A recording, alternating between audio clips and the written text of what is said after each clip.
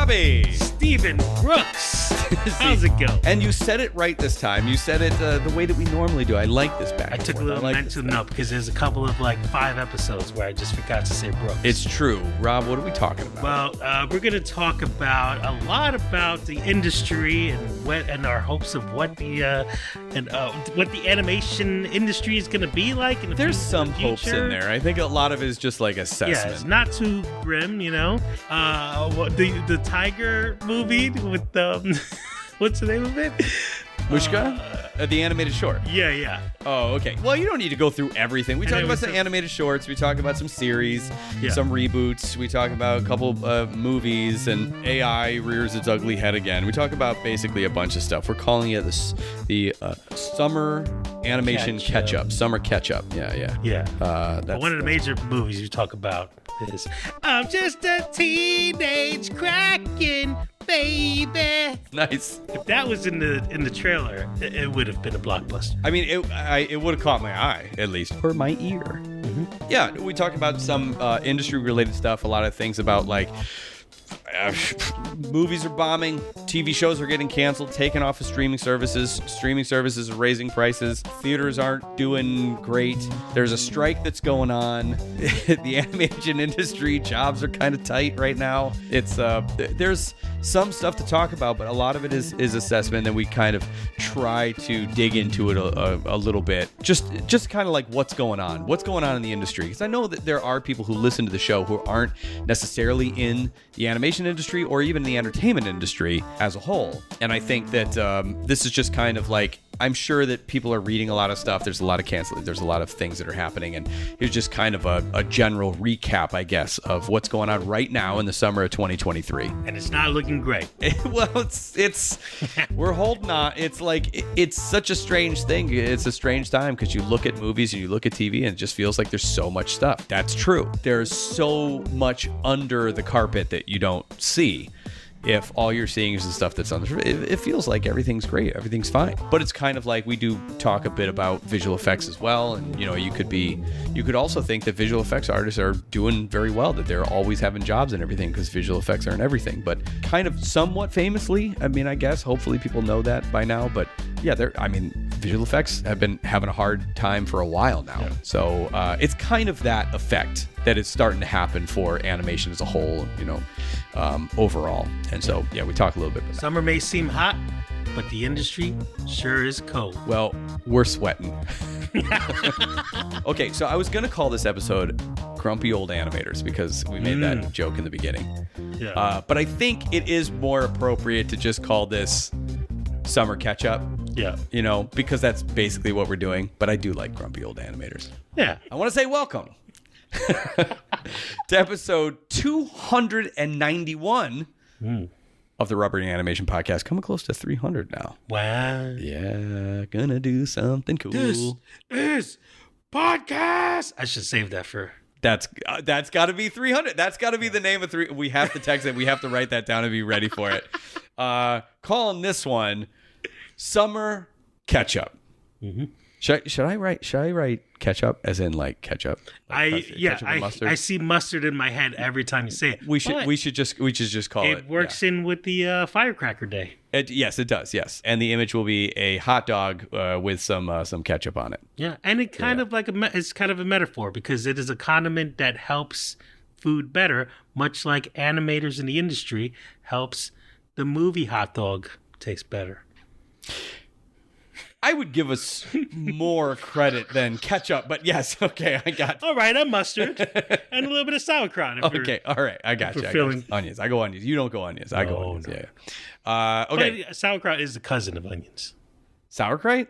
Sauerkraut. Right. I'm pretty sure sauerkraut is cabbage, isn't it? Yeah, but it's the texture that's similar. That's a whole other podcast, let me tell you. Ketchup. Just gonna keep doing that until you talk. Ketchup. All right, that's it. Let's go to the show. I'm Don Bluth. I'm Harry Partridge. Hi, I'm Tom Moore, teenage superhero. My name's Adam Phillips. This is Robert Valley. And I'm in no way doing a forced plug. No, sorry. Definitely go for that. And you're listening to...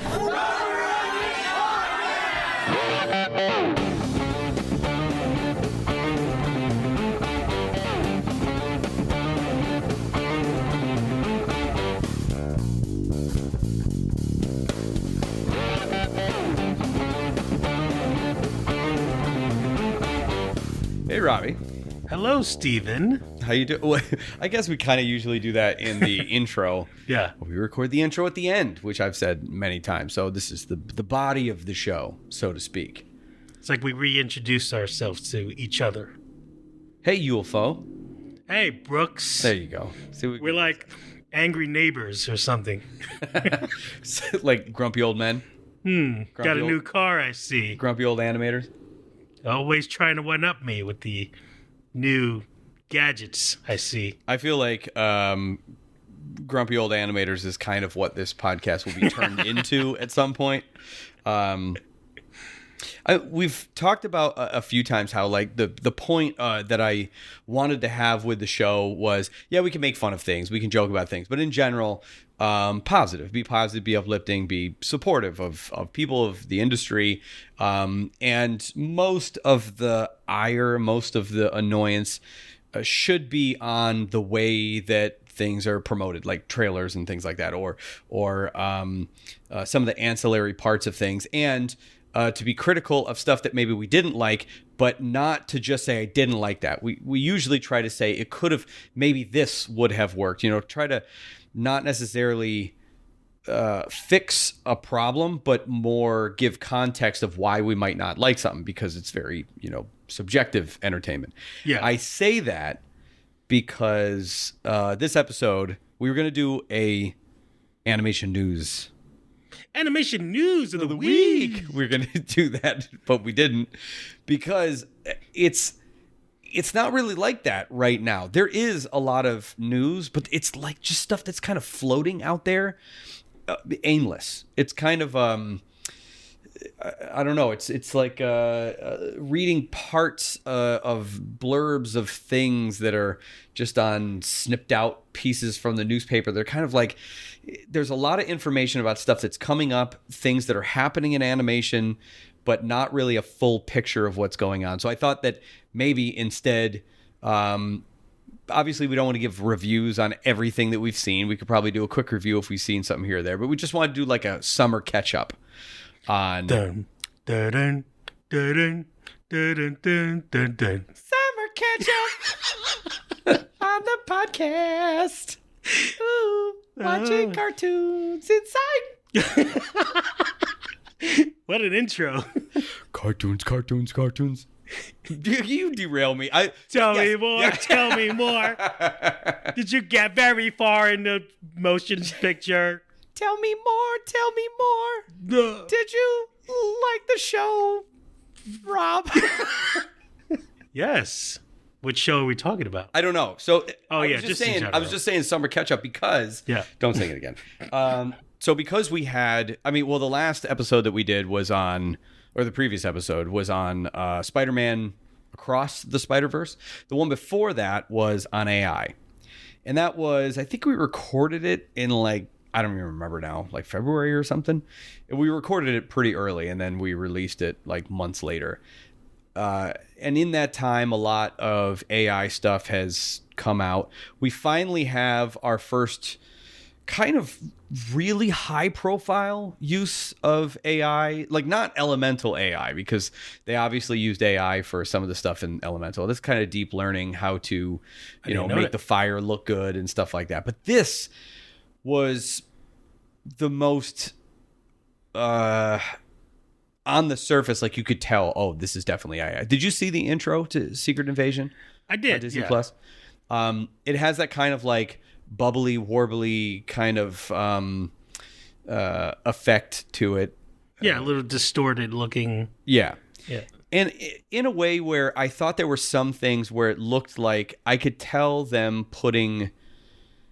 Like there's one where a clock is going around in a time. I don't think they plugged that into the AI. I think they probably they did that in compositing. I think they did some other stuff in compositing. They probably got some images and kind of morphed them over the faces and stuff. I'm sure that it wasn't just type the thing in and get it.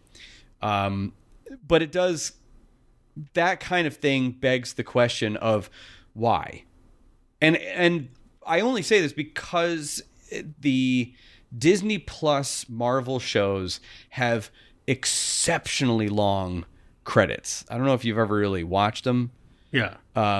But usually the intros are pretty long, and then the outros are extremely long, like the credits at the end.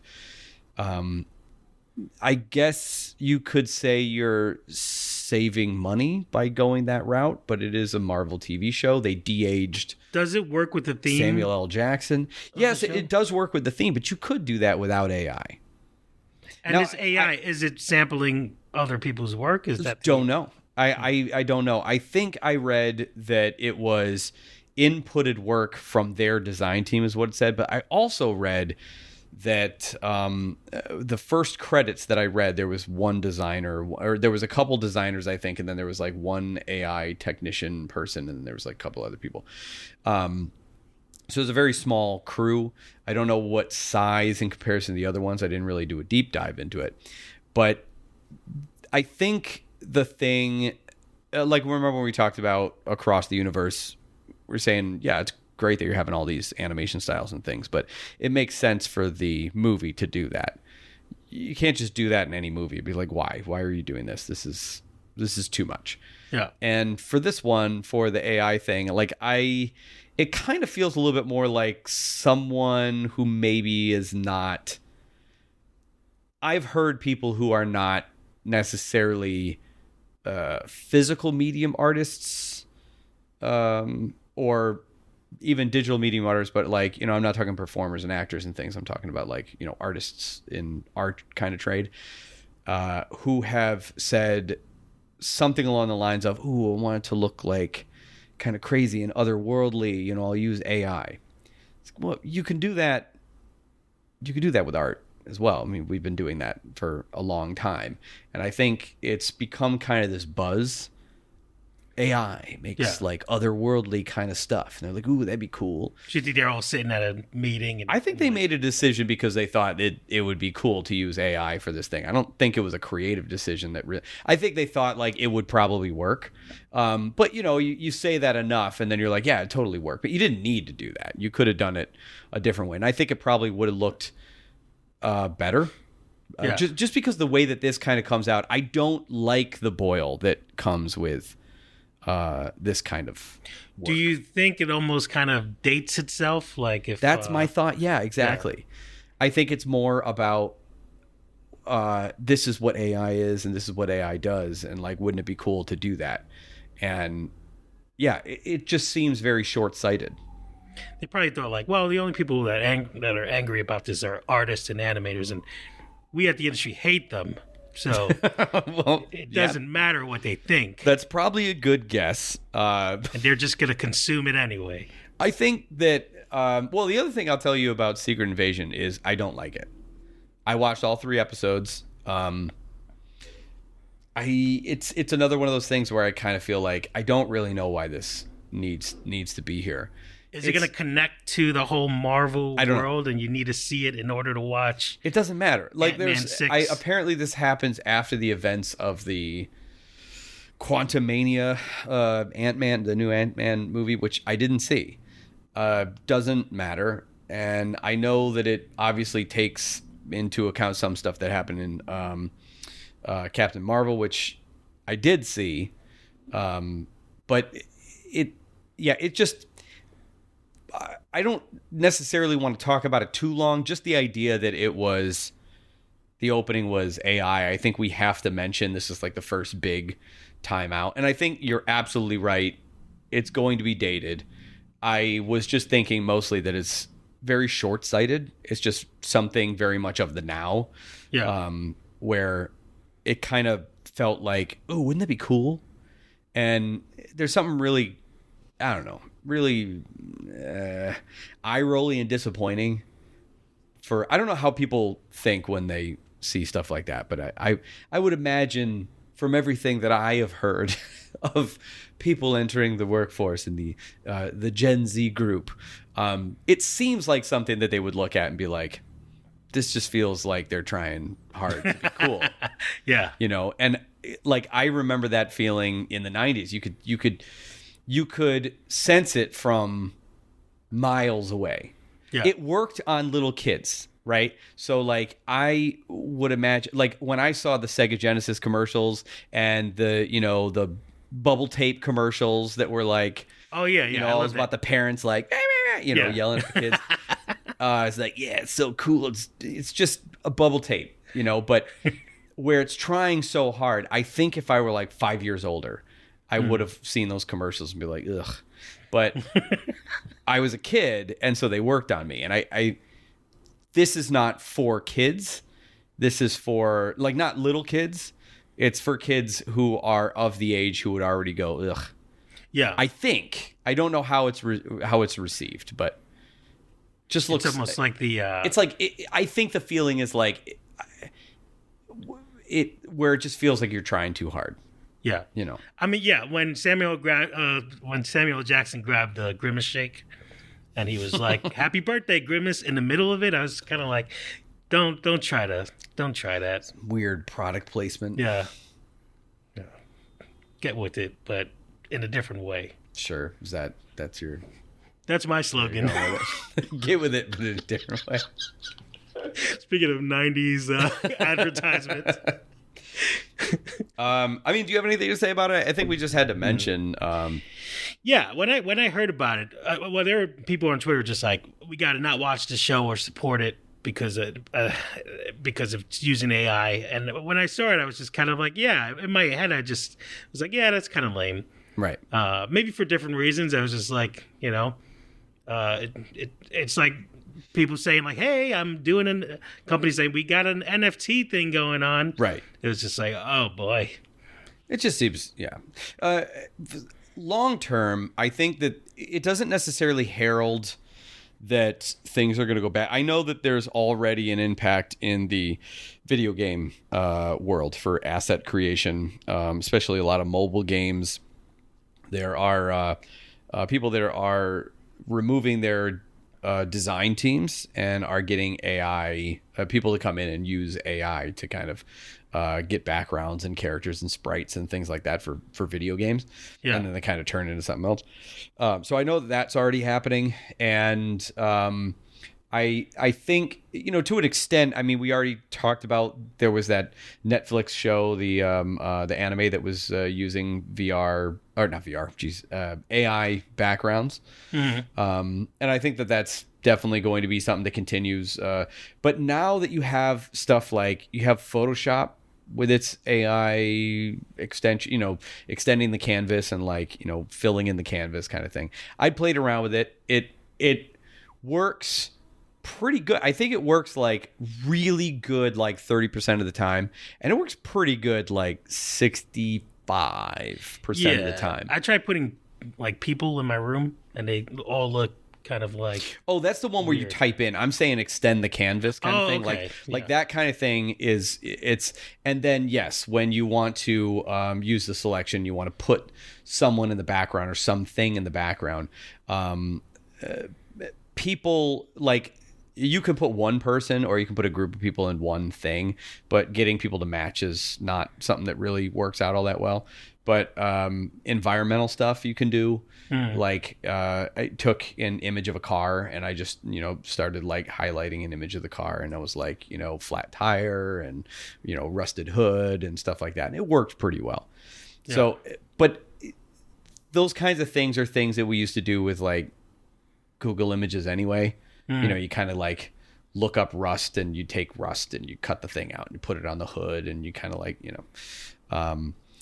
it's not the biggest impact ever, and you still got to have people that use Photoshop. So usually the way that it works is you will want, every time there's new technology like this, you want someone who is able to do multiple things. Only when it gets to the point where where the work is too much for one person to span a couple things, are you going to have you're just an AI artist, and then there's another person as a cleanup artist or something like that. I see that kind of thing happening. But in the short term, for now, I think what might start happening is having people who are layout, background, character, whatever, and using AI in the process of putting some things together. I think we talked about that already. I think this was just an example that felt like, well, that looks like out of the box. That looks like one of those sites that you go to and you type in things and say, like, make me like a 10-second video on this thing. And it kind of has that weird boil to it. And like, well, then that isn't special. And I've often said this about technical stuff. I guess if you're first, it's fine. But like you said, dating it, I think that it's going to feel like you should never be using a new tool straight out of the box. You need to be able to put your own spin on it. Otherwise, what has you stand out from anyone else?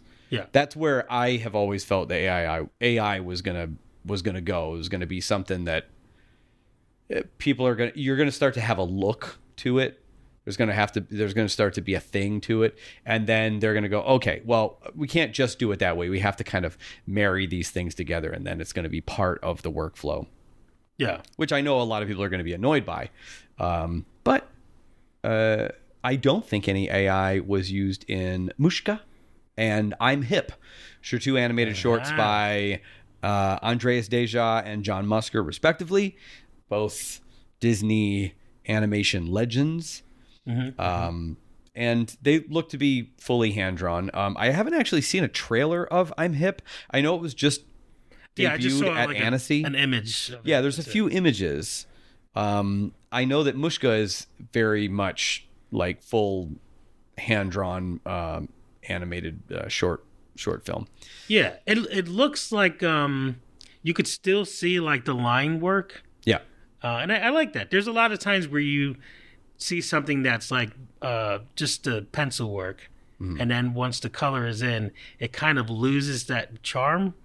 And I think a lot of animation is doing this now, where you can kind of see almost like the line work, where it's just it doesn't look complete. Kind of. When you say line work, you mean basically like the tie down drawings. You can see like some of the pencil marks or something. You know, line work is usually what you refer to in like the cleanup line work of fixing those things. So this is just the non-fixed kind of version of it. It's just like it's using tie downs, and I think that it kind of harkens back a little bit to Jungle Book with its xerography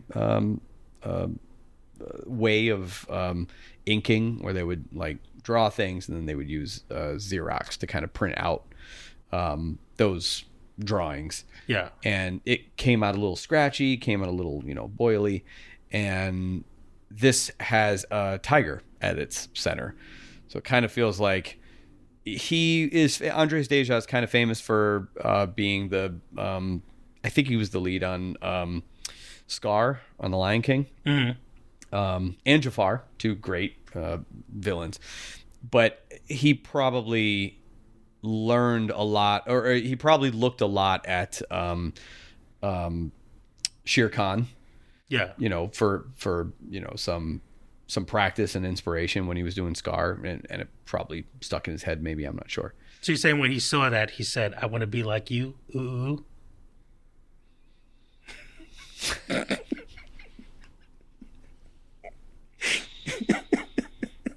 This is one of those moments where I think, do I want to play along or do I just want to cut it out? Cut it out. Okay. It does remind. It doesn't work on radio. I didn't bother. I tried it and I was like, it doesn't matter. And I don't know if nobody knows what you're talking about. Then that's true. Then this conversation also is meaningless. Yeah. If this house was full, people get it. Do you think Alanis Morissette?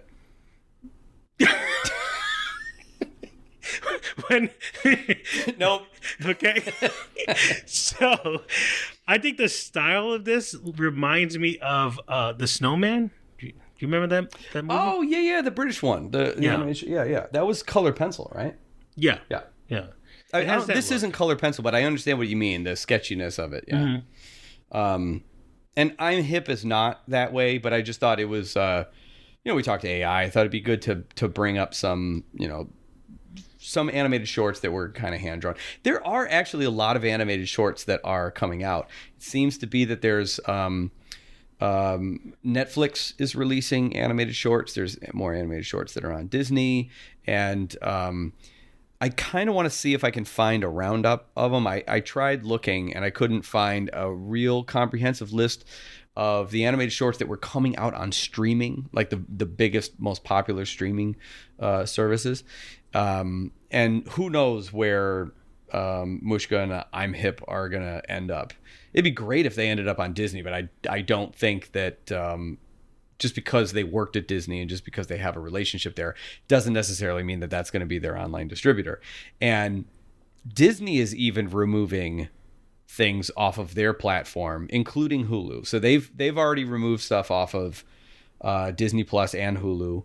And then I think I mentioned earlier to you before recording that Paramount Plus had removed a few shows, and they even removed Star Trek Prodigy, I think. Which, like, honestly, I saw it and the animation was really good, but like it was really hard. I could not figure out who it was for. And there was some stuff that was kind of fun that I really liked, and some stuff that I hated with a burning passion. And I feel like, hey, you get that kind of reaction out of anyone, you're gonna at least have a life beyond your first season. I think they even produced a second season. I don't even think that's going anywhere. So streaming services they remove shows so they don't have to keep paying for it. I think so. Even if the show's canceled or not. Yes, yeah, I think so. So it's about hosting. It's about hosting the show on their service. I believe they have to pay a certain amount, and then they also have to host. And like, I think they remove things that people are not watching anymore because something about them, probably saves them some hosting fees.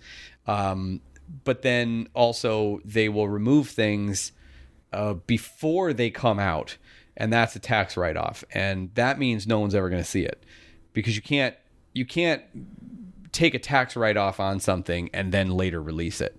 Tax write-off means this is a wash. It's kind of like you're saying your car is totaled. Yeah. And they'll give you money to buy a new car, kind of thing. That's what the tax write-off is. It's like this was a dismal failure. And like that Scooby-Doo Christmas movie that was out. It was supposed to come out on I forget which streaming service, but it was the same. It was Scoob, but I think it was like a Christmas special already done. It was completed, and then it was cut. Almost done, right? I mean, it was like 90% done or something. It wasn't like completely. I don't remember if that was it. I remember there was another one. Batgirl also was another obvious one that they had just buried. Like, no one's ever going to see that movie. Do you think if? Oh wait, no. What was the DC movie that came out recently? Flash. Oh, Flash. Yeah. If that was successful, do you think they would have considered releasing Batgirl? I don't know. You mean in theaters? Yeah. I don't know.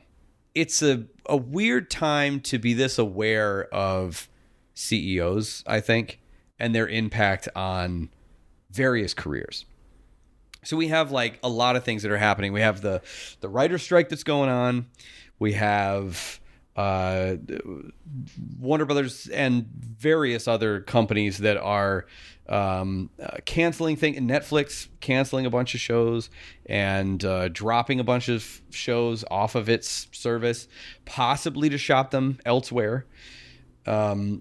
So there's just a lot of stuff that is standing on the edge of a very thin branch, and we're just kind of waiting to see which branches break, and it's kind of stressful, Yeah. Especially since there's a lot of people who are out of work right now because of the writer's strike.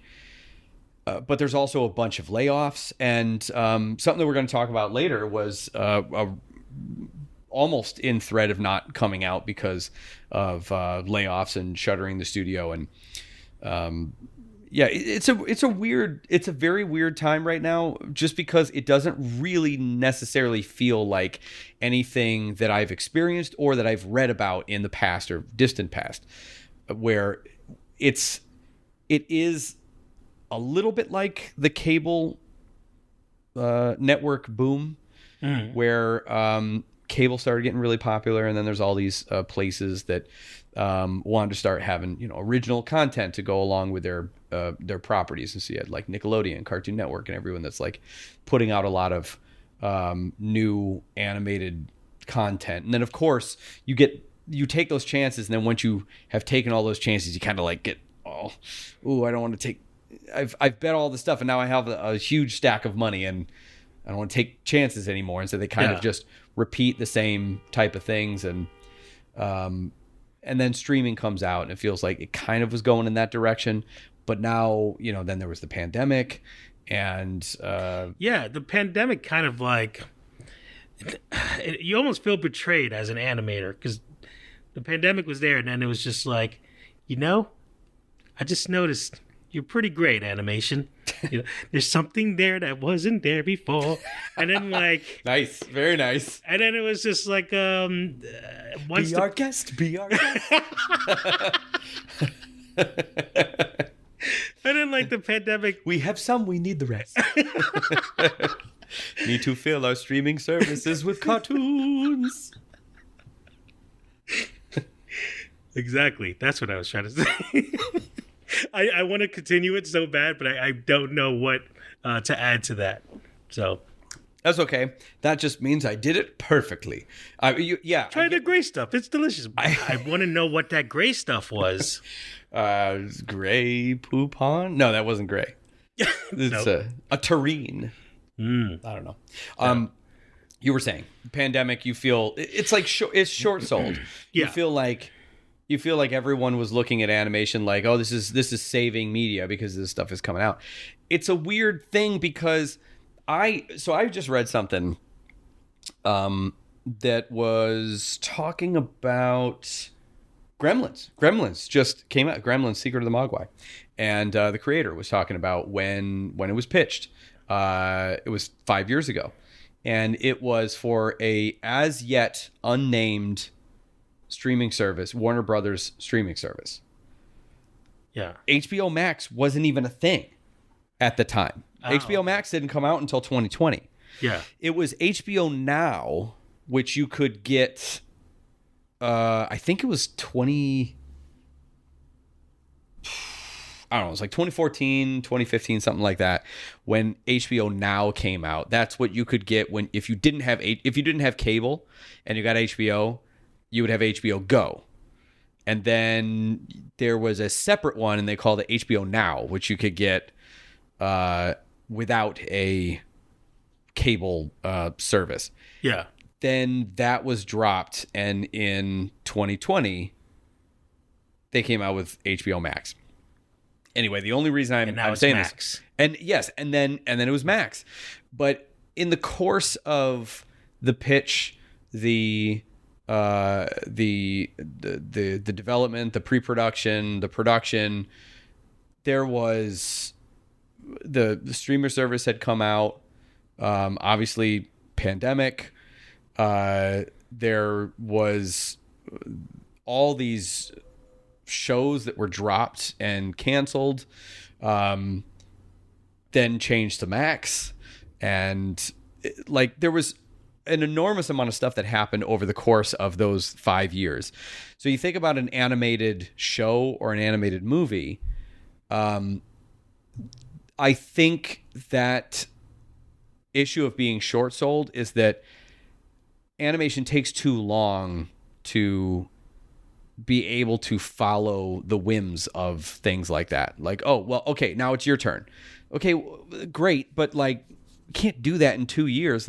We need more time usually to put some stuff together. We've worked on things that specialized in being very fast, and there are some shows that specialize on being very fast, and some movies that came out in a very quick amount of time. But we were reading about across the universe, the production across the universe, which, man, I really wish I had seen that article before we did the show, because we would have had a lot to talk about. Yeah. As I kept reading that, and I was like, he sounds like a lot like someone that we know. And it was really rough reading it, because I think there were some things that that were in there that feel really just, it was really just indicative of a problem in the industry as a whole, that you can't have a situation where there are no checks and balances. Well, it's like what happened with Sausage Party and that whole deal with. Sure, I don't really know the ins and outs of everything that happened in Sausage Party. We talked about it, and that's about as much as I remember about it. Which there's a series coming out. Is there really? Yep. I mean, sure. There's a series of everything coming out. And I'm sure that they started it years ago. Yeah. But like, you think, I think the reason why people looked at animation is because animation was able to survive the pandemic, because we had an easier time switching to at-home work. Yeah. And I think to an extent, that's also something in the writer's strike, because most animated shows are not covered by WGA. Most animated shows, if they are in a union at all, are in the Animation Guild. And the animation writers, for instance, will be either in the Animation Guild or in Writers Guild of America. And it's very rare that it's less likely that it's Writers Guild of America. They have better benefits. They get paid more. They have like more. They're more expensive.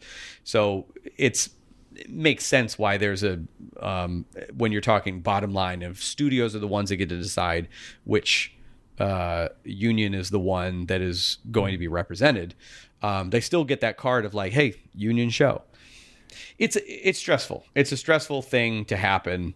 I think some people are being a little glib about it. I don't like it. It's a very serious thing. It's a lot of people out of work, and I think like it. I don't know. It shouldn't be taken lightly, and I don't know.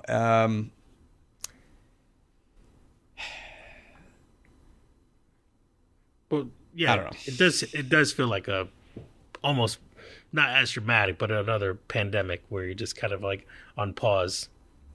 So I guess we're jumping into. I mean, we haven't really talked much about the strike exactly, but I think that right now it's a very difficult time in animation, not necessarily because it's just dry out there right now, which it is, but you have shows that are getting canceled. You have shows that are getting dropped, studios that are getting shuttered, and those people. And then there's the writers' strike, which stopped a lot of stuff. And there's not as many shows that are getting greenlit. So I think the reason why there's such a drought right now is that you have the same amount, even more animators, because animation, there's more animators that are coming out every year. It's actually kind of a popular, it's a popular college major. It's a popular thing to go into art school for animation right now, which it wasn't really as much when I was young anyway. Yeah. At least not to this level, and because of the online and the program accessibility, there's a lot more independent animators and self-taught animators that are out there in the workforce as well. So I think there's just a lot of animators that are out there right now, and there was a animation bubble that actually was hiring, and that's popping. And now they have to find work just like everyone else. So if you find yourself as an industry vet who is caught out of work at this time, you might be out for a while.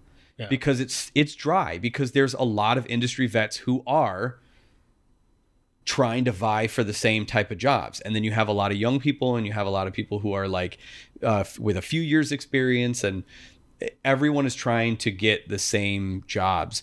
And also because of the pandemic, now there's a lot more remote work, which makes it very competitive, whereas an on-site job, you might see, I don't know, 100 people a couple hundred people apply for an on-site job within a certain amount of time. Yeah. Now you get thousands because they can apply from wherever. If it's like a off-site job, everyone's just like looking for work. There's more people looking for work, and there are more non-local work. Yeah. You know what I mean?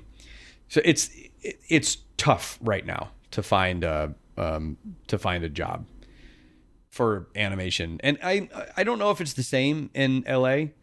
I know it is in New York, and I know it is in some other cities, just because I've seen people posting. But even just the content wise, if you start a show or you start a movie, I think the real scare right now is it going to come out? Yeah. Is it ever even going to be, or is it just going to be dropped? If you're making a series right now, I would be very scared. If you're making a series and you are like halfway through the episodes, like you're mid-production, I would be worried. Because at any moment they could really just look at it and go like, you know what? I don't think so. Don't need it. Yeah. Especially if your series takes, well, if it's a new series, it can take it like 4 years to like put together. But if it's an established series and it's like second season or third season or whatever, you're going off of a library of materials usually. Yeah. And so you could, I think it's like a year pre-production, year production, something like that. I was so hopeful that Severance was going to come back soon. And they're not even like in production. No. Well, that's WGA. Yeah. Right. So I was supposed to like save the bear like for rations, like, like the way you would save rations. But yeah, but we ate it all up. Yeah. Well, we also did the same. The bear, he means the show. We also, no, I murdered the bear and we're well, so the rations thing works for them. So yeah, I did the same thing. Well, we had already seen season 1, so I just saw like season 2. Yeah. But yeah, I almost like it almost feels like I would not want to sell my show of something that I've just created organically and just had these high hopes of it like reaching out there. It's almost like a curse now of like, oh, HBO or Max wants to buy your show. You're kind of just like a little iffy, like, oh no. Well, it's not even just that, it's any streaming service, because sure, they were the first at it, and you might look at something else and be like, ooh, Peacock. I don't know if they've been canceling stuff too. They probably have. Oh, did you see their tweet? No. When Max changed their name? Oh, We would not be dropping the first. Yeah, well, I saw someone's tweet. I don't know if they tweeted it themselves. I saw someone's tweet that was HBO Max changed their names to Max. Your move, Peacock. I mean, speaking of HBO Max, now Max, Clone High. Yes. The aforementioned Lord and Miller. Yeah. Who I really want to know if it's that bad on their series work, like Clone High. Like, I want to know if it's the same type of, the conditions. I mean, I follow a few of the animators, and they seem like they like working there a lot and they post their work. I haven't seen the new series. I went back and I watched the original again just to kind of like get refreshed. Yeah. And then I never went on to the new one. Old one. How did they change it? Let's say that. How did they update it? Oh, so I remember I was a huge fan of the old one. And I feel like the energy started off that way because I watched pretty much all of them. I think the last one I didn't see, but from the first episode, I was like, "Oh, this is great." Kind of picking up right back, where they left off, and then as it continued, I don't know, it didn't feel like the humor wasn't there, and it just felt like there were some times, and I don't know whether it's just the designs. I just kind of like, it makes me feel like I'm watching something on Cartoon Network or something. Well, and then sure, they'll it has drop, that kind of blocky thing. That's, Yeah. But then the humor's not enough to kind of make me think otherwise until they drop an F-bomb, and I'm like, oh, whoa. And I like, oh, okay, I forgot this is Clone High. I feel like the humor is very different back then. And yeah, there was a lot of edgier stuff, and they do address that because it's been 20 years that passed, and they were kind of just talking about the difference between like, I guess, they had a whole thing where Abe was canceled, a lot of people were kind of cringy. Abe was the one who was canceled? Yep. Okay.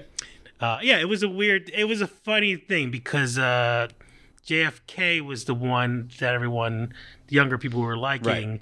and he was just talking very sexual about women, but they were like, oh, you're very sex positive. That's great, Oh. Yeah. Well, having rewatched the original series.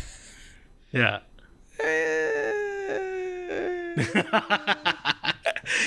Oh, and they do address Gandhi. Oh, do they? Yeah. Okay. There's a really funny joke in the beginning with him, and a kind of like a reoccurring joke throughout the first episode. And Is it like what they did with Solar Opposites, and they just had him get shot in the throat and no, he's just left frozen, and like, oh, and they just cut to him frozen. But there is one shot where like Abe is behind a tree looking at JFK and not Cleopatra, Joan of Arc. Joan of Arc. Yeah, he's looking at them, and he's talking to who he thinks is Gandhi. But then like the camera widens out, and it's like a turkey on top of a trash can, but the top of it just looked like Gandhi's head.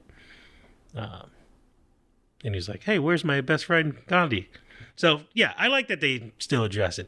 And they've said if it goes well, maybe they might bring him back for the next season. But who knows? Yeah, we'll see. Yeah, but yeah, I don't remember a Not lot. if you want a documentary made about you. That's true. I don't remember a lot of I remember the Marilyn Manson episode when he was there, and he sang that like food pyramid song. Mm-hmm. Yeah, I thought that was really funny. They do point out that Marilyn Manson is canceled there in a funny way because they have like a little corner there. But a lot of the kids are not. They don't think it's cool to say, it's not cool to say you are canceled. That seems very Fox News to say something's canceled. You're just like not. You're just not it. He's a bad man. Yeah. That's my your review. Okay. All right. Well, just saying the word, like, all Yeah, right, just saying the word, Abe, you're canceled, is kind of like, I don't think people who are canceling you say you're canceled. You know what? Does that make sense? No, I understand what you're saying. I'm trying to understand if this has bearing on the review of the show. Oh, okay. Or if you're just talking in general. Oh, yeah. That might have been just a general okay. thing that I noticed was a I don't know. complaint. Sometimes you Because set people were things saying- up. You like, People were saying it was lame, but I liked the first episode. I thought the first episode was the best one. And then as it went on, I was just kind of like, oh, man, I remember this being a lot better. And I wanted it to be a lot better. Well, I mean, I guess I don't really. I mean, obviously, I don't have anything to say about that because I didn't see it. But since we talked a bit about like, new stuff coming out and budgets and things like that, I'm gonna pretty aggressively turn to Ruby Gillman, Teenage Kraken, and Elemental. Yeah. Both of those came out. Both were reviewed pretty well. It actually looks like the Teenage Kraken movie is reviewed better than Elemental. Like I could see people, that. people are kind of like liking it. But Ruby Gillman, Teenage Kraken is the worst opening Yeah. for a DreamWorks animated film, at least, ever. And Elemental's the second worst for Pixar, I guess. And I mentioned to you there's all these other movies that obviously have come out this month. There's, I guess, Indiana Jones didn't do all that well. Flash didn't do all that well. Yeah. There's the Transformers movie also didn't do that well. There's a lot of movies that, and they might have been first. Yeah, they're first at the box office, but then they kind of drop, or they drop really fast, and then they might be back. Oh, it's rebounded. We're getting more money now. Word of mouth is spreading, but it doesn't seem like the money is really there for movies, movies in the theater. Yeah. And this is something that I had a problem with. I wanted to see John Wick, and it had an incredibly short lifespan in the movie theater. And I saw the same thing with the Super Mario Brothers movie. I was like, oh, I'm going to watch that movie. And then I was like, it's already out? Like, it's already out at home. So I think that it's so fast that it leaves theaters and goes to home video, streaming, whatever. Maybe some people just wait. Or they're like me, and I really actually did want to go to the theater. I just couldn't find the time to do it, and it was gone by the time that I tried to actually go to the theater and watch it. Yeah. There's one theater at the time that was playing John Wick 4, and I think it was only I don't know, I missed it. Yeah, okay, I missed it by 4 weeks, but still, it's a big movie. I thought it might be playing, for a bit. I was pretty late on it, but it was only playing at, I don't know, a tiny theater inside Times Square, the Times Square AMC, which is a massive theater. I was like, all right, well, I don't know. I mean, I can't watch this in the morning in a tiny theater. I guess I'll just wait. It's funny though, because I remember my parents would always be like, "Oh, we'll wait till it comes out on DVD," And I felt like that was just such a long That wait. went for a long time though. It was torture. I think it was months, wasn't it? Yeah. Yeah. And now you could I think a lot of times it's just like, oh, it's going to be streaming before you know it. So I don't think you need to really go. I saw the Mario movie in the theaters, but it was close to when it came out. Kraken. I feel bad because my niece wanted to see that, and I was like, "Oh yeah, I'll take her to see that." And I didn't go, and now because I didn't go with my niece, it failed.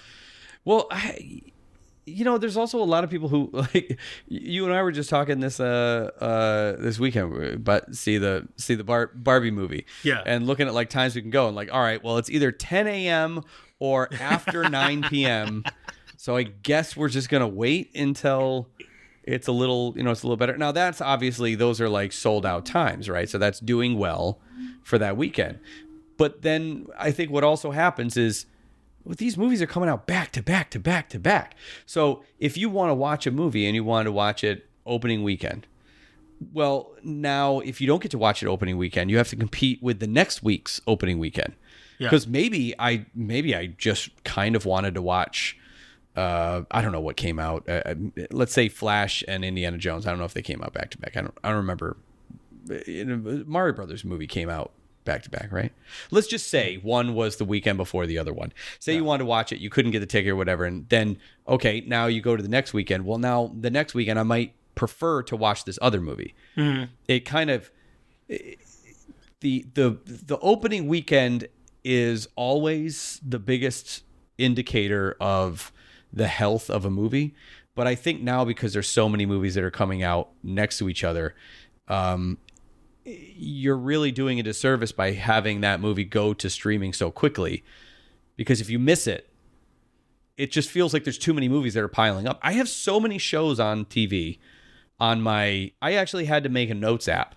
I had to write all the shows that I have backed up. I have them on my lists across everything, Netflix and Hulu and Disney Plus and Max, and they're on my list, right? But I have things that are older. I have classics that I want to quickly go to when I have a moment for it. There's some documentary kind of things. There's whatever. But if I'm just looking for a particular show or a particular movie or something, I have no idea where it is. Yeah. It's almost impossible for me to find it. And if I know something's coming out, Teenage Kraken might as well have been a Netflix release to me. Mm-hmm. Because in my mind, I'm thinking, it's DreamWorks kind of looks a little bit like that. I mean, it's DreamWorks, but like has that kind of look.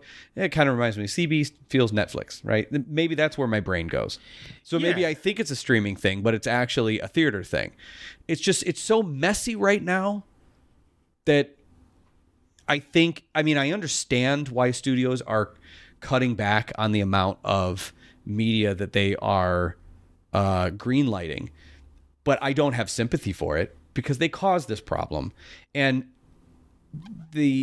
while on the one hand, I'll say like I am definitely a beneficiary of the streaming wars, I guess, of all of the projects that were greenlit when everyone was spending money and everyone was trying to get, something. Yeah. Everyone had to have an animated show, at least on your streaming service of some sort. And animated shows are usually cheaper. So they thought like, okay, let's do that. Let's like pad out, diversify the portfolio kind of thing. And then the bottom kind of falls out and we're left with, as I said, all of these artists and animators who are in the industry now that don't really have anywhere to go. Yeah. I mean, it's as far as like stream. Do you think that at some point they're going to decide, all right, this belongs just to streaming. This belongs in theaters. Like, and is it a thing now? Because, with Spider-Verse and the Mario movie, those are properties that are already out. And I feel like it's going to be another situation like what happened in the 80s and 90s where it's just like, if it's based on a brand, they're going to keep pushing that more, and independent work is going to be, pushed to the side because they know for a fact that these like original stories are not going to do well because no one knows who they are. And of course, everyone's going to go see Mario. Everyone's going to go see, Spider-Man and stuff. I mean, it doesn't work with Flash and stuff, but animation wise, I disagree. I actually feel like DC is fumbling so hard right now in the movies, and Marvel's not doing great either. I actually feel that animation is going to come in to save the superhero genre, I guess, if you want to call it a genre, but like the superhero movies. There's not just going to be a TV thing because you have Spider-Man, one of the highest reviewed, highest, rated, well thought of, well regarded movies. First one, second one. I'm assuming the third one is probably going to follow suit. They could duff it too, but this one was really good. And Teenage Mutant Ninja Turtles is coming out, also great, stylized. It's, they're doing another crack at it instead of doing the live action Michael Bay produced. There's 4 Incredible Hulks in turtle shells and a wet rodent. Like those things, I think that kind of like hybrid movie thing, even the Sonic the Hedgehog movie, I think that is something that was appealing at one time. And I think that, I think what's going to happen is they're just going to go full animation with it because now we're seeing what cool new styles and like being removed of the boundaries of style when it comes to something like CG or hand drawn or whatever. Just animation is an art form, and whatever style you want to take with that, and whatever tools you want to use in order to make that happen. We're blurring the lines a lot between 2D and 3D now, especially style wise, and I think that's where animation is going to come in to save the day in that regard, I think. Mm-hmm. Yeah, but is it going to be only for animation that is based off of something already big? For huge, I think the huge budget movies, I think the big budget movies are going to be superhero movies because I still think that is where the money is right now. I still think the money is in existing IP, and the strongest existing IP is in comic books because they have a kind of staying power right now with people who like grew up watching them that are getting tired of them now. Refreshing it in a new way like this is going to be something that's going to be, I think it's going to be helpful and you know. But I think if you're an original like concept in animation, it's going to be a little more trickier, and you have to have some kind of catch to it, you know. Yeah, definitely for movies. Yeah. I mean, you know, original live action stuff is also really tricky. A lot of times you have a movie or a TV show that comes out and is like, oh, that's really great, and then you find out, oh, it's based on a book. Of course, it's based on a book. Yeah. Right? It's an easy thing. You know, there might be a development exec who's like spending their time at the Hamptons and reading a book and like, this would make a great show. I don't know why they're shareholders. But like that kind of stuff it's an easier sell because it's basically like a really, really long pitch packet. Like your entire world building is all there, all the characters, everything that you mapped out, it's all there, and you can have a team to kind of adjust it and turn it. I think that was the appeal of comic books, is, you know, and to an extent comic strips, they've always taken things like that and have turned them into cartoons, specials, you know, holiday specials. Yeah. And sometimes movies to, you know, some success and some not. Some of those movies that were children's books that were turned into like feature-length films are kind of crap, and then some are really great. Yeah. And some are animated and some are live action. See, Where the Wild Things Are, I think, has one of the greatest trailers of all time, and then the movie just kind of fell on its face. Yeah. I got to rewatch it, but I remember it being very depressing. I mean, depressing, yeah, but it just kind of felt like, why? Wasn't Tony Soprano one of the... Yeah, he was. I thought... I think not, you know... I think it was Spike Jonze who directed it, right? Yeah. Yeah, it's like, go back to Beast Boys. No, I'm kidding. Oh my God, I get to insult Spike Jonze. Yeah, so Nimona. Let's talk about Nimona. Oh, yeah. Nimona was the last movie that Blue Sky was working on before Disney shuttered it. And it was, you know, it was a East Coast, you know, kind of high profile, you know, bigger budget animation studio. We don't have any of those. I mean, there are studios on the East Coast that and companies that have been a part of things and have made things, and I'm sure there's definitely some that have made like some stuff, but not like Ice Age. You know, Ice Age had multiple movies, and they were like Epic the new and Land Turbo Before Time. And Land Before Time, exactly. That's a really good comparison. It was one of those kind of standbys. And that was a hard thing when Blue Sky closed. And then, of course, you have a lot of Blue Sky animators who are, you know, around the area who also are looking for work. Some moved out to LA, some started doing their own independent stuff, and some went into advertising and things like that, and visual effects up and down the coast. Some went into animation, obviously, in New York. So there's another example of you close a shop or you close an opportunity. Those people are going to go looking for work, and then the available work just goes down. And that's one of the other big fears, I think, of AI is if you're replacing more jobs, like we're already pressed at the limit of how many jobs we can lose. Really, at this point, it would be hard for me to recommend someone going to school for animation. I think you should.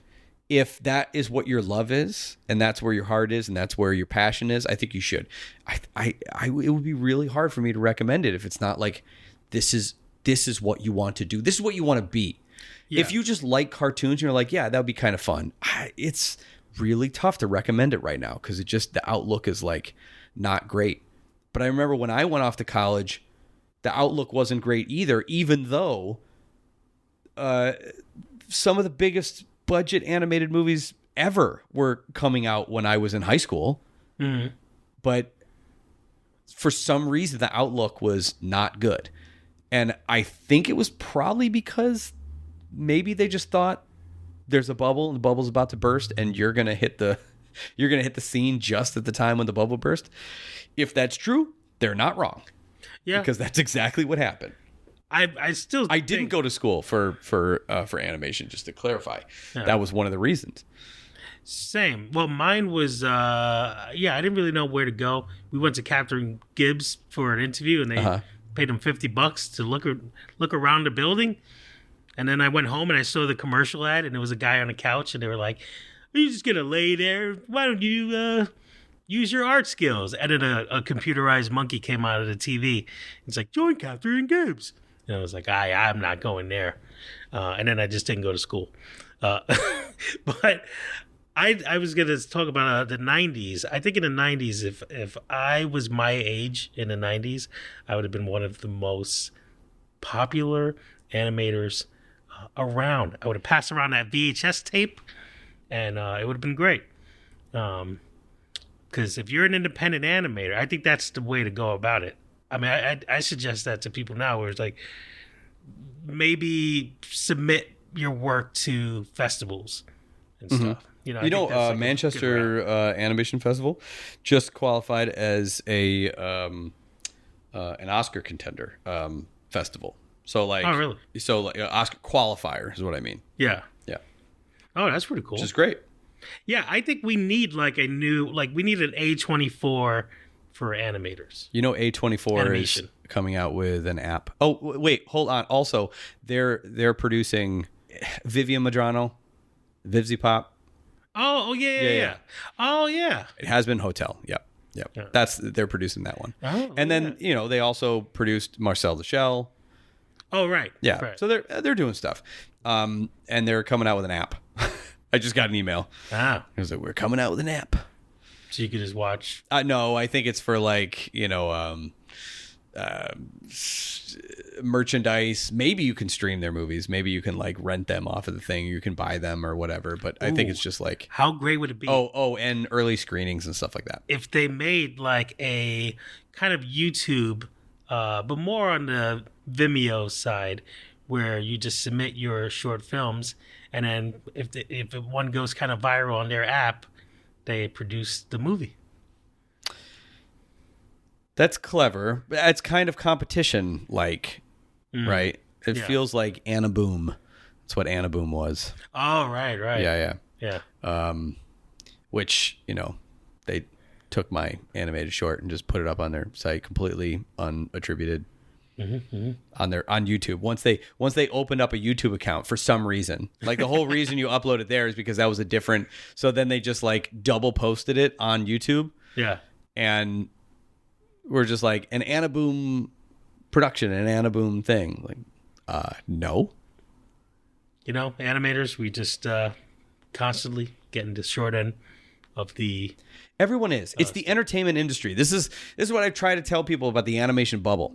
People talk about the animation. This is like looking at, and we'll talk about Nimona. I promise. I haven't seen it, but there is stuff to talk about. But looking at, Teenage Kraken and Elemental, I mean, like, oh my God, why isn't anyone going to watch animation anymore? This is like the worst openings, and have they lost it? But Teenage Kraken was great. Elemental, some people are split on.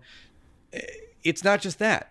Indiana Jones, the Flash. I mean, Ezra, not great. I understand why people are not going to see it, but apparently that's not even why.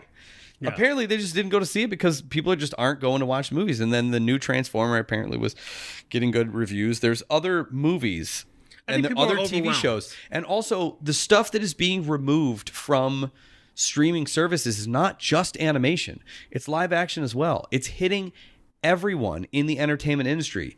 I think it is important to recognize that we are animators, yes, but we are also in the entertainment industry. We can't silo ourselves away from the rest of what's going on because it only serves to make that conversation less productive. So we're like, well, yes, animators, we always get the short end of the stick. Sure.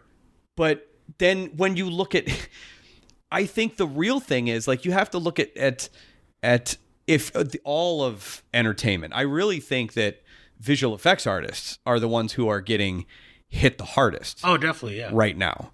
And it's a weird thing because there is so much demand for it, but it's still that kind of like Wild West of it where there is a really complicated system of bidding and international subsidies and state subsidies that has to go into the calculation of bidding for a program of a show, and then you have to have things that are overlapped. We recently talked about the Oscars that year that Seth MacFarlane, I think, was hosting, and they played the Jaws theme to get people up. And it was the guy from Rhythm and Hues. He got up there, he started giving his speech along with people that were behind him, and he gave his thanks and everything. That was the time when outside the Oscars there were all of these green signs. That was the green screen. Turn your avatar, a profile image into a green screen. Yeah. That was one of the first times I'd ever seen that. It's like turn your avatar into or your profile image into just a color square as a show of solidarity. And it was for visual effects, the green screen. And they're outside protesting, and he gives his speech and says, it's a hard time in the industry right now. We are, so they were going bankrupt. They won this is the second Oscar that they won. And they were at the time going bankrupt, and they did go bankrupt, Rhythm and Hues. And so on stage at the Oscars, he's giving this speech, and they cut him off as he was saying, it's a really hard time for visual effects. There's people out there right now, and they started playing and that set Twitter on fire. In a way that like people were actually using it, not in a way that like some billionaire took it over and then like. Made it completely unusable, I guess.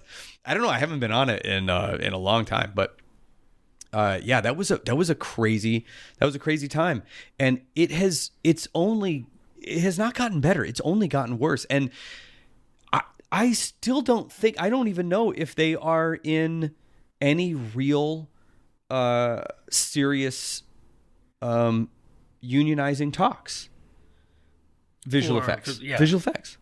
It's crazy because that's the most important part of films, especially everything now. It is integral now. It's not even a thing. It's not a flourish anymore. It's not something that like, oh, well, we'll just find another way to do it. No, you can't. Even when they have special effects, and special effects as opposed to visual effects are, when you actually have pyrotechnics on set and stuff like that, right? Yeah. So even when they do that, they always supplement it with some visual effects. Mm-hmm. Always. It is almost completely essential to filmmaking right now in a way that is like, even in TV, right? You have stunt people, you have stunt performers in TV because someone's got to take the fall. Even if it's just like a funny sitcom or whatever, and someone's riding their bike and they're distracted and they run into something, right? Someone's got to take that fall. It's not the actor. The actor's not doing that. Stunt person's doing that. Yeah. And unless you're Tom Cruise.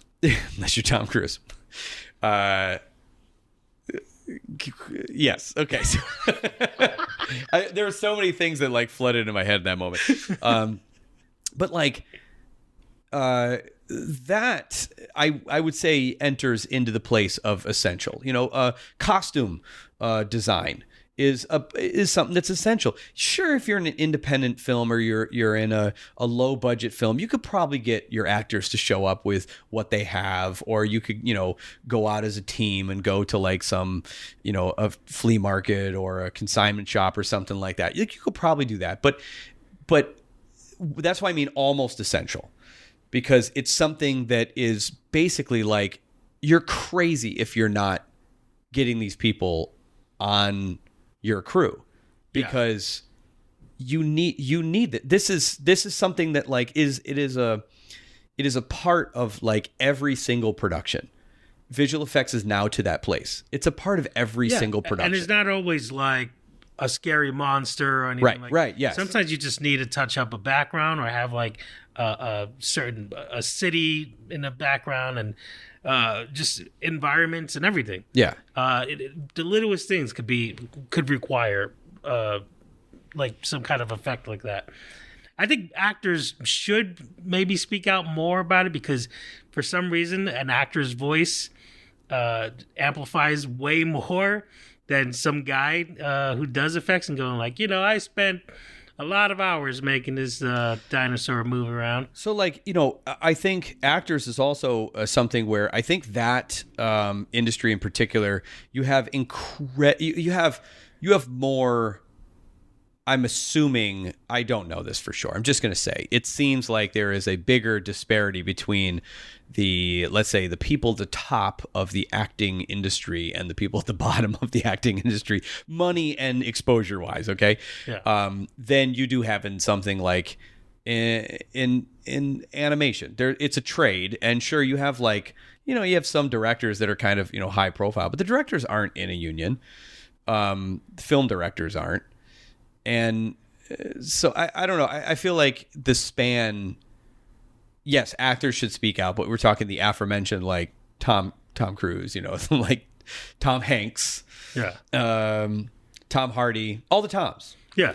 They should all speak out. But it's true. You have, I think that having high profile advocates, especially ones that are not in your organization, not in your union, that are speaking up on your behalf is a big deal, because I think that kind of interconnectedness is something that the industry needs a little bit. But Nimona, haven't seen it yet. I keep hearing pneumonia.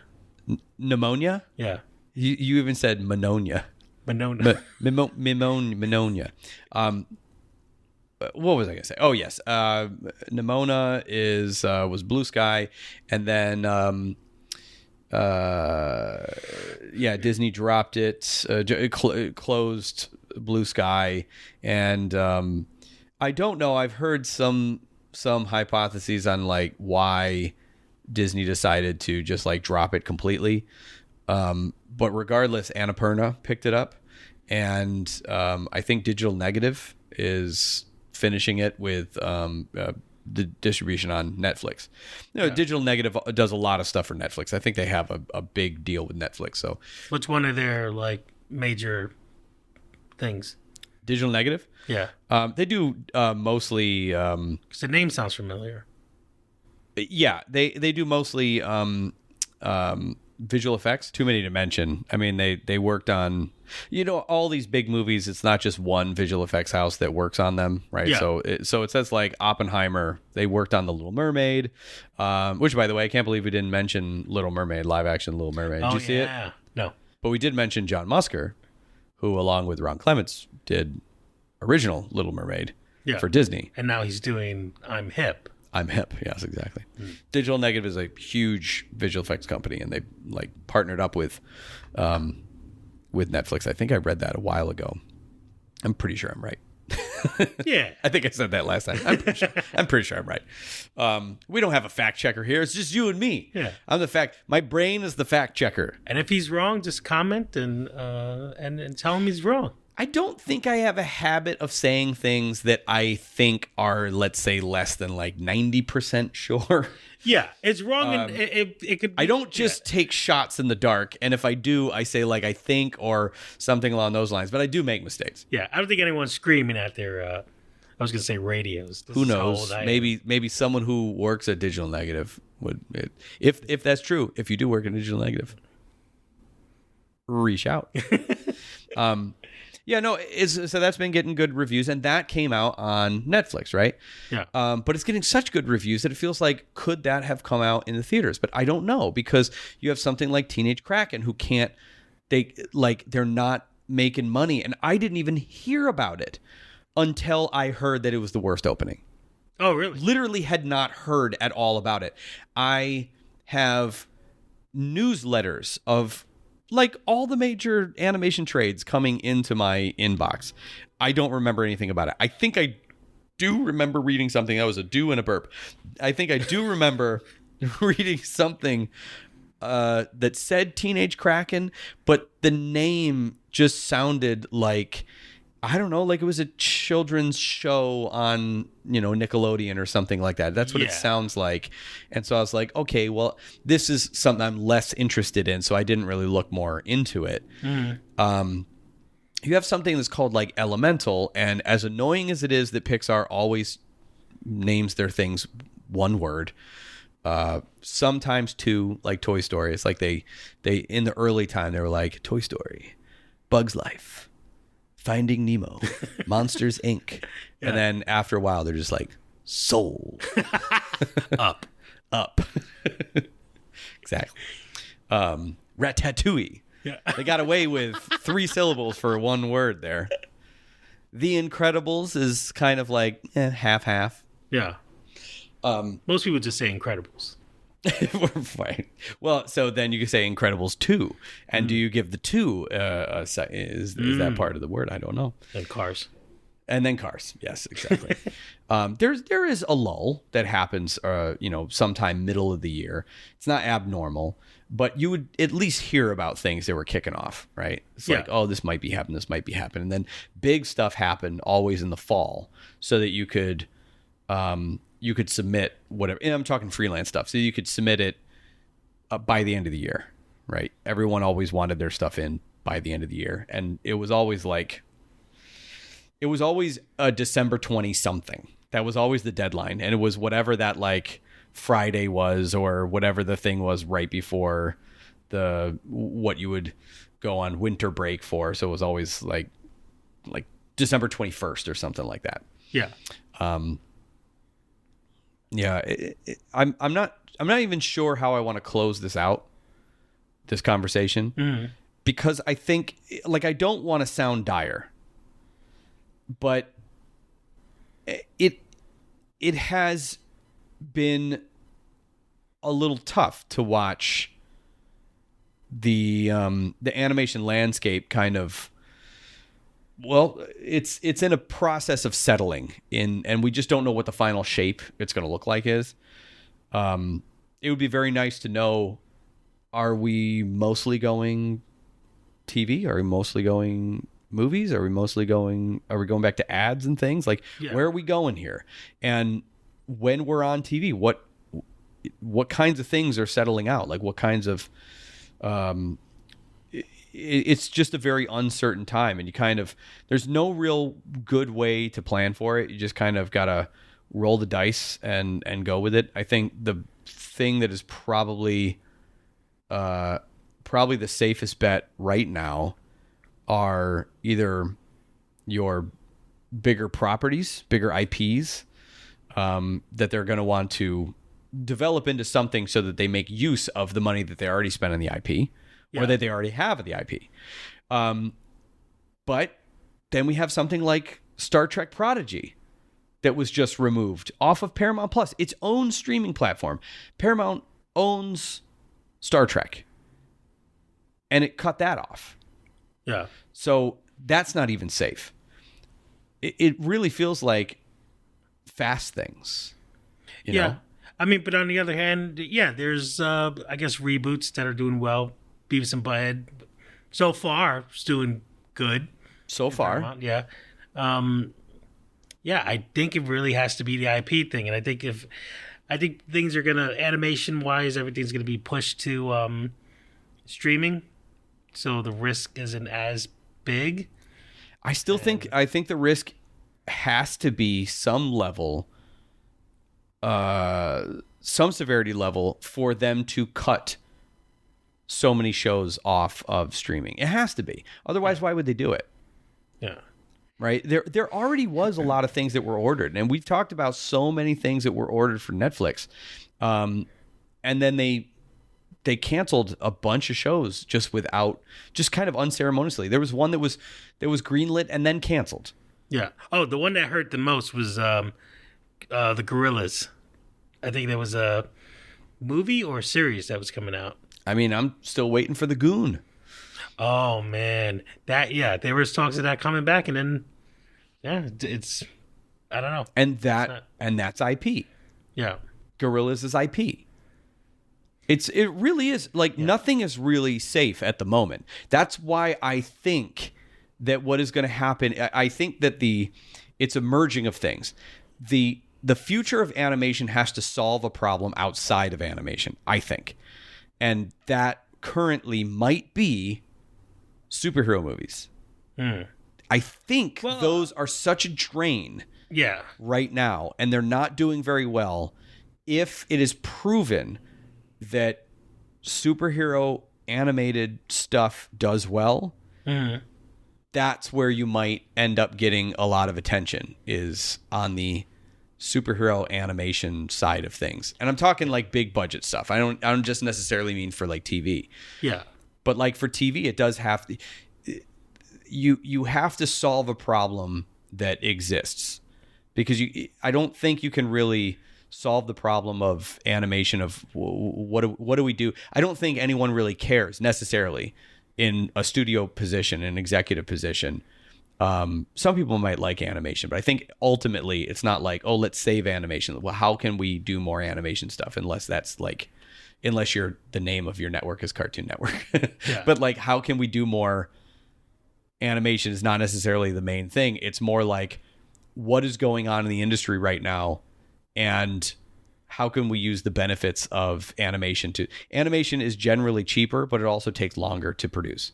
Yeah. It's not a quick turnaround, and it also doesn't do very well with a hard right or left turn.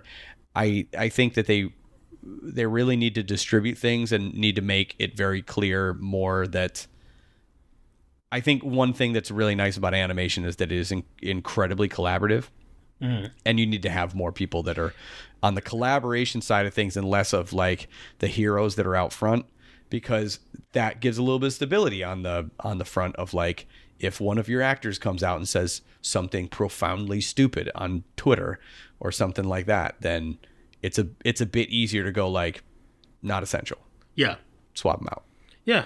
I think superhero wise, animated superhero content is going to do a lot better with the success of Spider-Verse. I know for a fact if The Goon came out in theaters, it would do well, because it looks different enough, it looks fun, and it's rated R. It's something different that is CG, and it's not like fart jokes, sex jokes, whatever. It's just, as far as I know. I mean, I'm sure there's a fart in there once if it came out, but yeah, if it came out, I guarantee it won't be a stinker if it was released. But yeah, right now I think the whole product thing, like Barbie's going to do very well. Hopefully Oppenheimer doesn't bomb. But for animation, Barbie's going to tiptoe across the finish line. She stands on the tiptoes. Yeah. Move back into her home in Malibu. She's gonna get a upgrade in house. She's been an astronaut and firefighter and a doctor and a lawyer, and now she's gonna be a movie star. Truly is a Barbie world. If they don't play that song in the movie. Well, they played it in the trailer, which I was surprised, because there was a whole lawsuit with it. Oh, was there? Yeah, because they didn't get the permission to say it, and it was very it was sexualizing Barbie in the song. Yeah. And Dress Me Anywhere and all that stuff, and so there was a whole lawsuit. But I think Mattel might have bought it and said, we're going to use it now. Yeah. Turn it back around. Yeah. I bet they're going to have like some like, not remix, but they're going to have like some group like cover it or something. Or Ken puts it on the radio in the car, and Barbie's like, I don't like that song. There was one last thing. It It was the thing that you sent me yesterday. Oh, Because yeah, I don't yeah, know anything about it really. I just like saw it and we're talking Primos. Yeah. Hola, primos. Oye Primos is what they say in the. Oh yeah. See, okay. Let me just say, I'm not gonna defend anything. I'm not gonna say whatever, but I did hear the explanation that the creator gave. Apparently it's supposed to be Oigan Primos. Yeah. That's like the plural of it. I don't know it to that level, but basically saying like, growing up Latina, not like necessarily speaking Spanish or like understanding a little bit, and like you kind of have you kind of say things a certain way, and it was I don't know. I buy it because it's not anything I understand. What I can justify with the outrage, because when I saw that, I wouldn't have even thought about it once it was over. The Right. theme song Right. that they posted. Other than the outrage, that's when I was just like, what? And I looked at it and I was just like, this is nothing. Why is everyone angry? And they pointed out certain things that I just felt like, God, if I made an animated series about me and my family, it would probably be the most racist, stereotypical. Listen, I ate rice and beans pretty much my whole life, every day. And if I did that in a cartoon and you're saying that I'm a sellout, I get my only defense. I guess my defense would be, Disney being attached to it. Right, sure. It seems more of them kind of using this. But see, and then you get into that where like I don't want to get in the minds of an executive, and I don't want to get in the mind of you do when you're trying to pitch stuff or whatever. But what I mean is, in this particular case, I don't want to say necessarily that it could possibly make executives a little skittish to like do something that is outside of like, something that is just kind of straightforward. I think what they were trying to do is they were trying to like have a, Latin American, I think is she Mexican American, I think is the creator. So, yeah. Something like that. Yeah. That kind of like growing up in two worlds and kind of not really 100% in either, or 100% accepted in either. It was just strange hearing the description and then seeing that like, oh, that just played out on the internet in real time. like I literally just saw, I can see how you were not accepted in all cultures. But yeah, if you had a show, I was just thinking I was just thinking like you would say pizza and be like, what? Can't speak English? Like, well, you can't. That's the thing. I made a whole tweet about like all my family's what would be considered flaws, but it's just the reality. Right. And I think it's just like, it just kind of annoys me because when The Simpsons came out, I remember just saying like, wow, they're like my family, because it's not a perfect family. Right. And it's just like, I get it. We're not represented great in the media, like Hispanics and just minorities in general. It's just like, but to make us all like the best out of every character in the world, like if I was a Puerto Rican in Springfield, I would want to be just as dumb as everyone in Springfield. I would say I want to be like Harry. I don't want to be the one who's just like just forced to be the brilliant character who's just amazing and everyone wants to be friends with, because it's just like, oh, that's not fun. Right. We just call you Roberto Eggshells. Yeah. I think also, we've talked about sometimes about how we joke and how we poke fun at each other, we poke fun at friends and things. And while I won't necessarily say it's the best thing to do, I mean, you really can only do it with people who are like you're really that close with, and there is, I don't want to say it's not an art, but like you go too far with it. You have to be able to at least have empathy to see when something's going a bit too far in a joke, and poking at the edges of someone's like personality that they're out there. Yeah. And then you might be able to actually like deal with it and help the person in some way, you know, as friends do, and you kind of laugh and go on or whatever. And the only reason I even bring that up is because I kind of feel that way a bit, where that stuff happens in social and cultural and even like economic discussions or, you know, jokes and things. If the person is sensitive about that, either internally or from something they've experienced externally, it's a hard thing, because some people can laugh at it because they're like totally cool with it. And they're like, yeah, this is how I grew up. This is whatever.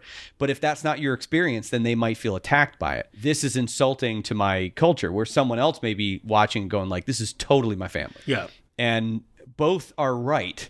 I think the speed of the internet and the speed of the stuff coming out in that way is something that is a little hard to deal with.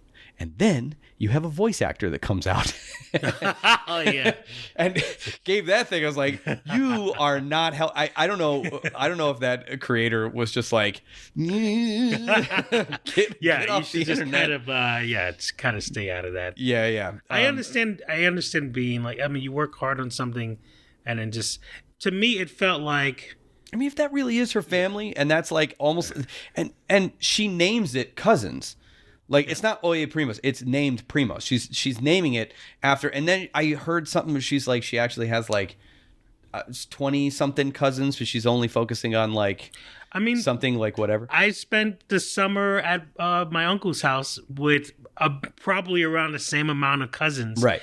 And we all traveled in the same car, and we all sat everyone down, and people sat on people's laps. One person sat across a 5-hour drive to Rhode Island, and we spent the whole summer there, and it was a nightmare. And I feel like, I saw that, and I was just like, oh yeah, that's kind of like what I went through. And I think, I don't know, it sucks that you can't share that story and that memory in that way. I think the other thing, yes, the fact that it's on Disney and the fact that it's for kids, I think that's the other thing that felt like maybe a couple tweaks probably could have avoided the problem, and maybe it wasn't. But if that's what she wanted to do, and there was a thought that like, hey, there's a lot of people out there that would connect with this, and they would feel like, that's my family, that's reflected in me, and I could point to it and be like, yeah, this is my family. And this is, especially if it has messages like Bob's Burgers. Is Bob's Burgers like the greatest representation of their, but you watch the show and they love each other and they're really supportive, and it's like a rough-edged, heartwarming family workplace comedy thing. And if that's kind of a way that she wants to, like, you know, if she wants to have stuff like that, it just felt,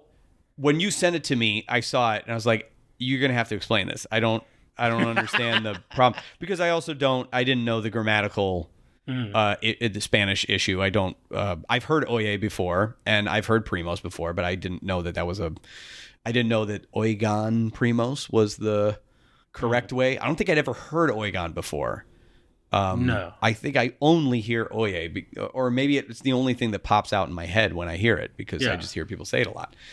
But to me, it's just like, but then growing up, if you're not real enough what you're doing, then I was always told if I wasn't being too Puerto Rican, I was being too white or something. And then, like, if you're doing, that was what people tell, and if you're doing something, just watching TV, it was like, oh, this isn't what we really would do. That's, so she's doing something based on what you grew up. And what kind of feels more insulting is that, we get this creator who's a woman and who's also Mexican, I think, right, Mexican American, I think right? So, yeah.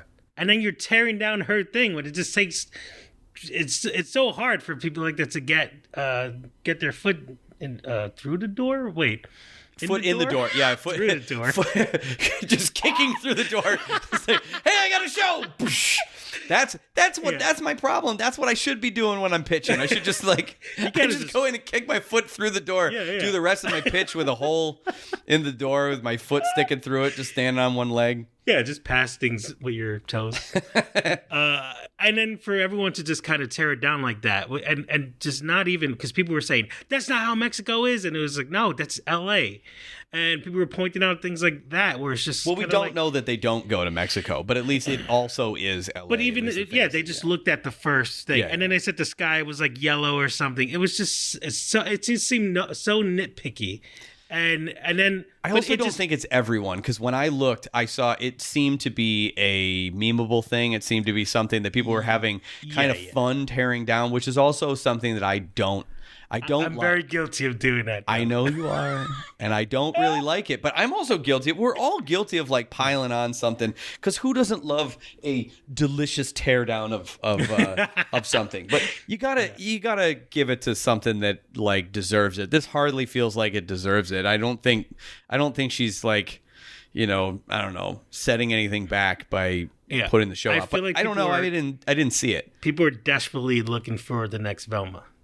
They're so like, that's the other thing is Velma thirsty for that blood. So around that time I read a lot about her and about how she was being received, and like that she's self-hating or something because of all the jokes that she makes, and like it felt maybe a little bit generational. Also, it felt like maybe the way that she was dealing with,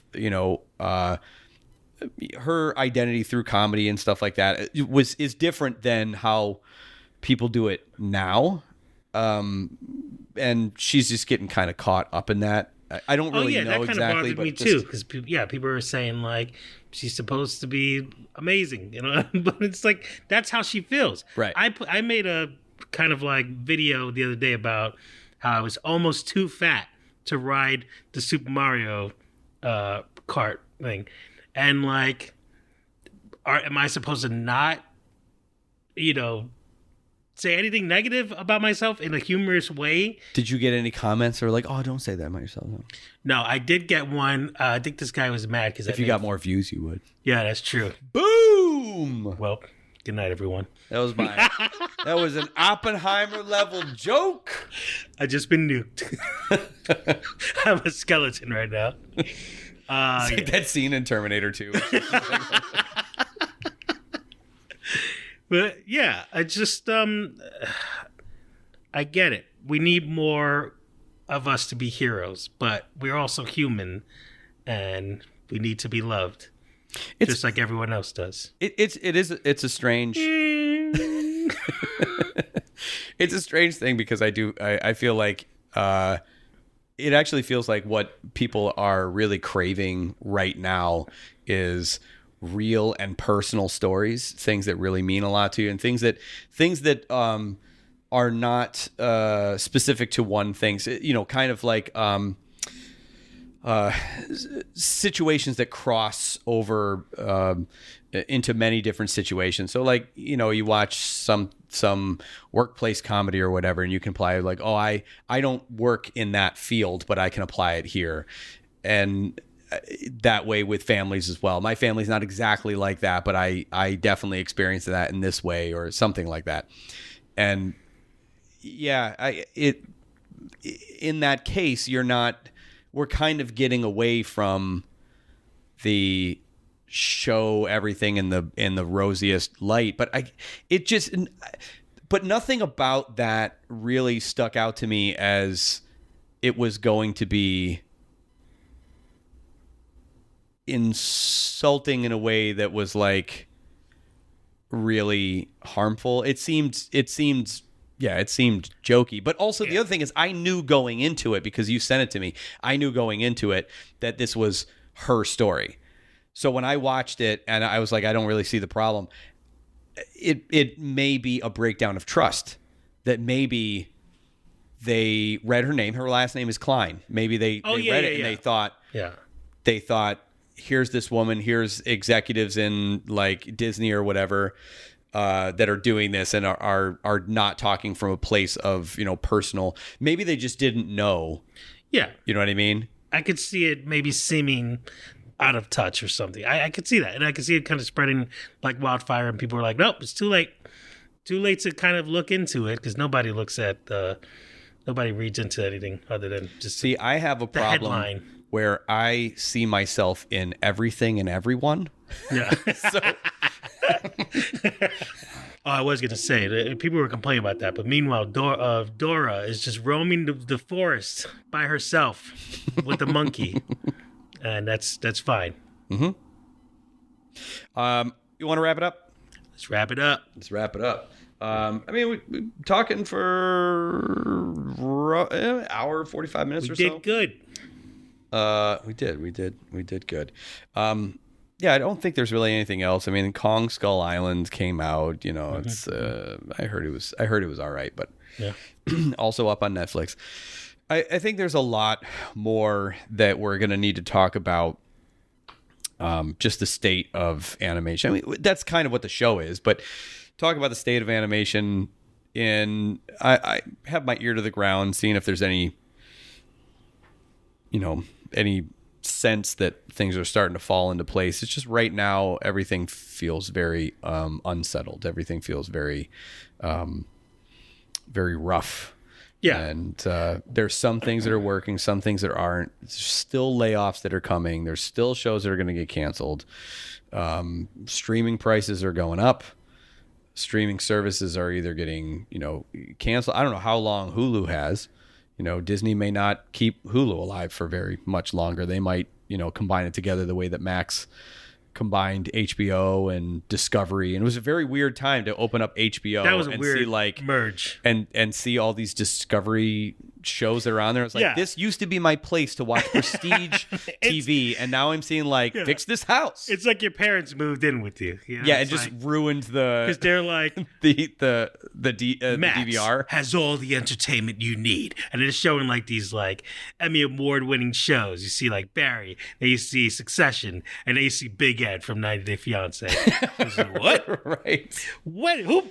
It's a really weird. What are you doing here? It's a really weird time, and I think that if any executive is listening to this, if anyone who makes any sort of decisions on what are we going to do going forward, I just want to tell you, probably not a good time to be existing in this sphere right now. There's definitely a problem when I have an Excel sheet and a notes app to keep track of where everything is. Yeah. That's a problem. That it's a serious problem, because there are a lot of things that I want to see, and I honestly have no idea where they're going, when they're going to go there, how I'm going to watch it, and sometimes I go to watch it and it's gone. Yeah. I would do that on HBO all the time. I would go to what's leaving HBO. That's probably the most helpful tab on that thing. I'm just glad that they still have it. That you have to dig into the Max app a bit. You have to click a few places in, but you can go to the leaving soon. Yeah. And that's the most helpful thing. I go to that all the time because that's, you know what I mean? I don't think I ever went on that. Yeah. And that's how I usually choose stuff. I have cable, I have YouTube TV, and I usually open up YouTube TV and go on live, and I just scroll down and see if there's anything good on there to give me an idea about what I should watch. And then I'll look for that one on streaming so that I can watch it. It's a terrible system. What we have right now is it's not really working for anybody. Yeah. And the streaming, the binge model isn't really working for anybody either. You have something that I think it is so heavy consumer side, which of course we like it. Of course we like it. Who's not going to like it? Yeah. Who's not going to like given the whole series and then you could just do with it what you want? Who's not going to like that? But it does not help the production side of things. It doesn't help the show because it's not stretched out. You don't have a show that is uploading things for months and staying in the conversation for months. Oh, yeah. You don't have a diet of it's Thursday. Let's watch this show. Mm-hmm. Oh, it's Friday. Let's watch this show. You know what that is now? Reality shows. Yep. That's what reality shows are. Oh, it's Monday. Below Deck is on. Yeah. Let's watch that. 90 Day Sundays. It's not. There are some times. Breaking Bad was that way. Game of Thrones was that way. You have to watch it on that Sunday. But you have things like on AMC, Breaking Bad and Better Call Saul. you couldn't watch that on stream unless you were in like the UK or someplace international. You could watch it on streaming, but that didn't go up on Netflix like right after that. That took months to go up on streaming. AMC then came out with AMC Plus, where they would put their stuff. So now they're entering the streaming place. Mm-hmm. But there was something about just being able to see it and watch it as it was coming out. And I think that as annoying as it is, as annoying as I think everyone is going to hear us and go like, oh, that's such an old way of doing things. It's an established way of doing things and something that all productions are kind of based on. Advertising, obviously, everything is based on this model. And I think that things are going a little too fast, too far onto the streaming side. And if you really want to have a balance, we're going to have to pull back a lot and tiptoe back into it. Yeah. And that is going to mean cancellations. So why not make that a reality show where they go, who's going to get cut? I don't like that. And they go, Three's Company, you know you've been very funny, but a lot of your jokes don't hold up today. So I'm going to have to... Get out of our door. We're not waiting for you. Here at MeTV, we're going to have to let you go. Come on, that was a great joke. That was a good joke. Thank you. And that'll do it for this episode of the Rubber and Animation Podcast. Thank you for joining us. I'm just going to hand over to Robbie. Tell him how he can follow you on the internet. You could catch me at RobUFO on Facebook and I guess if people still use that, and Instagram and oh my God. How many episodes, man? And Twitter and Threads now. Oh, I just heard about that.